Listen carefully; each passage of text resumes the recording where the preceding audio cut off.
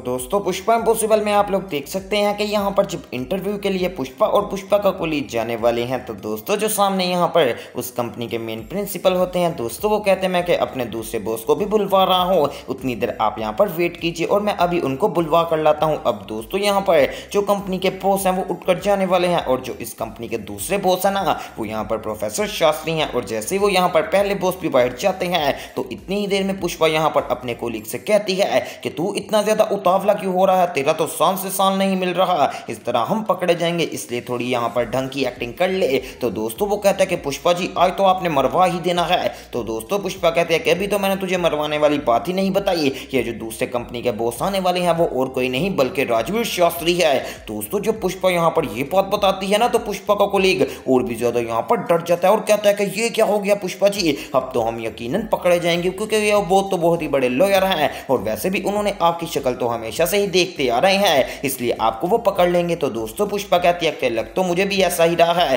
लेकिन कोई बात नहीं, अब मुझे कुछ ना कुछ तो करना ही पड़ेगा क्योंकि ऐसे हाथ के ऊपर हाथ धर कर भी तो नहीं ना बैठ सके। तो दोस्तों अब यहाँ पर पुष्पा कहती है कि ऐसी कमाल की एक्टिंग करनी है कि किसी को पता ना लगे कि हम यहाँ पर पुष्पा इम्पॉसिबल हैं और तुम मेरे कोलीग हो। तो दोस्तों वो कहता है कि पुष्पा जी मैं एक्टिंग तो कर लूंगा, लेकिन अगर फिर भी प्रोफेसर ने पकड़ लिया फिर आप क्या कह देंगी। तो दोस्तों पुष्पा कहती है कि वो सब तो मुझ पर छोड़ दो, लेकिन तुमने पहली बात यह है कि एक्टिंग कमाल की करनी है। अब दोस्तों यहाँ पर पुष्पा कहती है सबसे पहले तो मैं ये देखती हूँ कि आखिरकार ये क्या चक्कर चल रहा है कि उस कंपनी का जो डॉक्टर है उसको इन्होंने क्या किया है। तो दोस्तों अब पुष्पा जब फाइल्स वगैरह चेक कर रही होती है तभी इसमें से पुष्पा को यहाँ पर एक चेक मिलने वाला है जो कि उस यहाँ पर जो बस्ती था उसके डॉक्टर के नाम था और यहाँ पर ये कंपनी उस डॉक्टर को तकरीबन 5 लाख रुपए दे रही है। अब दोस्तों पुष्पा देखकर काफी ज्यादा हैरान हो जाती है और कहती है कि आखिरकार ये कंपनी उस डॉक्टर को 5 लाख रुपए की दे रही है, हालांकि वो डॉक्टर तो कह रहा था कि मैं ये काम फ्री करता हूं। लगता वो डॉक्टर भी किसी यहाँ पर ऐसी बीमारी को फैलाने में मिला हुआ है, पता नहीं इन सब का पीछे राज क्या है। अब दोस्तों यहाँ पर मुझे यकीन तो नहीं आ रहा क्योंकि अगर कुछ गलत काम है तो इसमें आखिरकार प्रोफेसर शास्त्री क्यों मिले हुए हैं। दूसरी तरफ दोस्तों अब आप लोग देख सकते हैं कि यहाँ पर जो राशि है दोस्तों वो काफी ज्यादा देर से वेट कर रही होती है क्योंकि यहाँ पर जो ऋषभ है ना उन्होंने राशि के साथ बैठकर एक बात तय कर ली है कि ठीक है राशि, अगर हमारे घर वाले नहीं मान रहे तो हम दोनों यहाँ पर भागकर शादी कर लेंगे। अब दोस्तों यहाँ पर जो टाइम दिया हुआ था जब राशि देखती है कि वो यहाँ पर टाइम हो गया है तो दोस्तों राशि जल्दी से यहाँ पर जाकर अपनी सारा सामान वगैरह पैक करना शुरू कर देती है और थोड़ी ही देर में यहाँ पर सारी पैकिंग करने के बाद राशि यहाँ पर जल्दी से फोन करती है ऋषभ को और कहती है कि ऋषभ मैंने सारी पैकिंग कर ली है, अब मैं बोली यहाँ पर ध्यान से जल्दी से आ जाने वाली हूँ और जैसे मैं आऊंगी ना तो तुम जल्दी से बाइक लेकर वहां पर आ जाना क्योंकि ज्यादा देर मैं वेट नहीं कर सकती, अगर किसी ने देख लिया तो हमारा सारा जो यहाँ पर प्लान बनाया है ना वो चौपट हो जाएगा। तो दोस्तों ऋषभ कहता है कि ठीक है राशि तुम वहीं पर आ जाओ। अब दोस्तों राशि यहाँ पर दबे दबे पांव बहुत ही ज्यादा चालाकी के साथ अपने कमरे से निकलने वाली है और ऐसे आराम से दरवाजा बंद करती है कि किसी को कानो कान खबर नहीं होती। अब दोस्तों जब राशि आराम से दरवाजा बंद कर लेने वाली है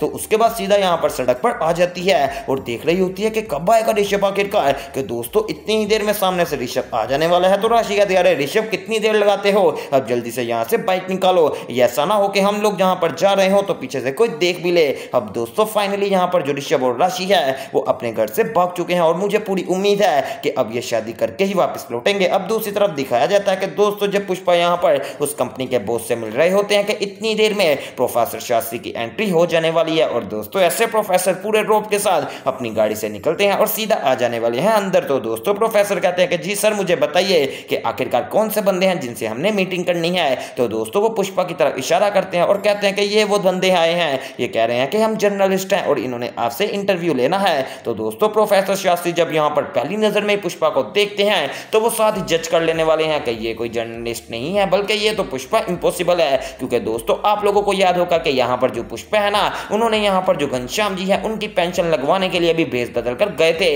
इसलिए दोस्तों अब प्रोफेसर को पुष्पा की चालों का पता लग गया है। तो प्रोफेसर जब पुष्पा की तरफ देखते हैं तो दोस्तों पुष्पा तो प्रोफेसर से आंख ही नहीं मिला रही होती। तो प्रोफेसर अपने दूसरे बॉस से कहते हैं कि ठीक है मैं इनसे मीटिंग कर लूंगा, जरा आप यहां से जा सकते हैं। अब दोस्तों जो पुष्पा इम्पॉसिबल है ना उसको प्रोफेसर शास्त्री कहते हैं कि ए पुष्पा जल्दी से बाहर आओ, मैंने बाहर तुम लोगों से कुछ जरूरी बात करनी है। लो दोस्तों सारा भांडा तो यहीं पर खत्म हो गया। अब पुष्पा और जो उनके कोलीग हैं वो बाहर चले जाने वाले हैं कि इतनी देर में प्रोफेसर शास्त्री बाहर आ जाते हैं और कहते हैं कि हाँ पुष्पा इम्पॉसिबल बताओ तुम इतनी एक्टिंग क्यों कर रही हो। तो दोस्तों पुष्पा कहती है सर इसे एक्टिंग नहीं इसे इन्वेस्टिगेशन कहते हैं और आपने ही तो मुझे सिखाया था कि जब इन्वेस्टिगेशन करनी हो तो उसके लिए भेस भी बदलने पड़ सकते हैं, बस मैंने वही किया। तो दोस्तों पुष्पा को कहने वाले हैं कि राजवीर शास्त्री के पुष्पा जी आइंदा के बाद अगर आप कभी यहाँ पर नजर आई तो मैं आपको कभी माफ नहीं करूंगा, आप मेरी ही कंपनी के खिलाफ खड़ी हो रही हैं। तो दोस्तों पुष्पा कहती है सर मैं खड़ी नहीं हुई, बस मुझे थोड़ी सी इन्वेस्टिगेशन चाहिए थी और मैं लेने के लिए आई थी। तो दोस्तों प्रोफेसर कहते हैं कि आइंदा के बाद इन्वेस्टिगेशन के लिए भी मत आना, क्योंकि आप अगर हमें यहाँ पर इन्वेस्टिगेशन के लिए भी नजर आई ना तो हम तो पहली बात तो आपको एंट्री ही नहीं देंगे और आपको क्या जरूरत पड़ी है मेरे सामने भेस बदलने की।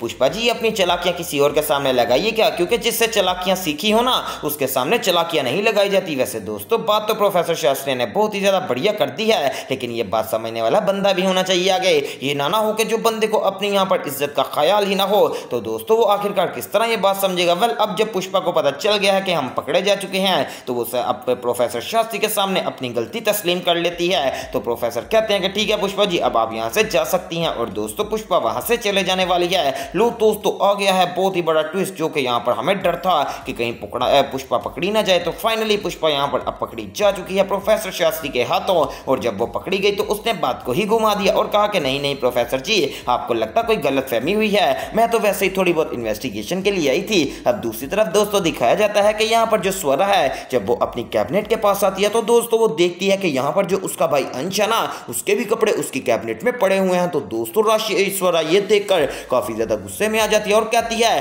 कि अंश किधर गया तू, इधर आ मेरी आकर बात सुन। तो दोस्तों जैसे ही अंश आता है तो स्वरा कहती है कि तूने मेरी अलमारी में कपड़े क्यों रखे हुए हैं, तुझे पता है ना ये मेरी अकेली की अलमारी है। तो दोस्तों अंश कहता है दीदी आपकी मेहरबानी है, मेरी बस कल अलमारी आ जाएगी, मैं अपने सारे कपड़े वहीं पर शिफ्ट कर लूंगा। तो दोस्तों साथ ही यहाँ पर स्वरा कहती है कि मुझे दीदी मत कहो, मैं तुम्हारी कोई भी दीदी नहीं हूँ बल्कि तुम मुझे गलत कह रहे हो, मैं तुम अपनी सिर्फ माँ को बुलाया करो। अब दोस्तों इतनी ही देर में यहाँ पर दीप्ति भी आ जाने वाली है और वो कहती है कि क्या हो गया स्वरा बेटा, अगर उसने एक दिन के लिए कपड़े रख ही लिए तो इसमें कौन सी आफत आ गई। तो दोस्तों स्वरा गुस्से में कहती है कि नहीं मैं किसी के कपड़े अपनी अलमारी में नहीं रखूंगी और वैसे भी ये मेरा क्या लगता है कोई मेरा बहन भाई नहीं और ना ही मेरे कोई माता पिता हैं। दोस्तों जब ये बात करती है ना तो दीप्ति अचानक से खामोश हो जाने वाली है और अब जो यहाँ पर अश्विन है ना वो भी ये सारी बातें सुन लेता है और सोचता है कि आखिरकार ये क्या कर रही है यहाँ पर हमारी स्वरा। अब दूसरी तरफ दोस्तों दिखाया जाता है कि यहाँ पर जो पुष्पा है ना उसको कुछ बस्ती के लोग एक लेटर देकर जाते हैं जिसमें वो कह रहे हैं कि हमारी बस्ती के मामले में ना पड़ो वरना पुष्पा तुझे गोली मरवा देंगे।